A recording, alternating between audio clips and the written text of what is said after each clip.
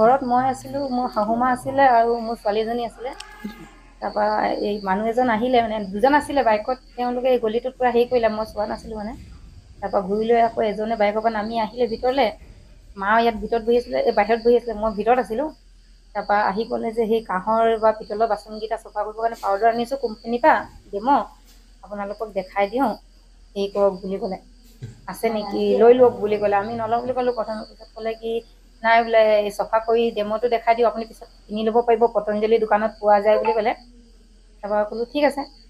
তাৰপৰা সেই কাঁহী এখন আনি ক'লে পাউদাৰটো মই পেকেটটো নিদিওঁ, এই পাউদাৰটো দিম। পাউদাৰটো দি কাঁহীখনত পাউদাৰটো দিম। তাৰপৰা ক'লে মই কৰি দেখাই দিম বুলি ক'লে। মই ক'লোঁ ঠিক আছে, আহি কৰি দেখাই দিয়ক। ভিতৰত গৈ আকৌ ঠগি মেলি একদম মাৰ সোণৰ খাৰু, চেন, আঙুঠি চাঙুঠি চব লৈ গ'ল। প্ৰায় 3টামান বজাতে হেৰি চেন এযোৰ আছিলে, এটা খাৰু এযোৰ আৰু আঙুঠি এটা। কেইজন মানুহ আছিলে? ভিতৰত এজনে আহিছিলে, বাহিৰত এজন ৰৈ আছিলে তাৰ কাৰণে। পিছত কেমেৰাত চাওঁতে গম পালোঁ যে দুজন আছিলে বুলি। থানাত এজাহাৰ দিলে? এজাহাৰ দিলে।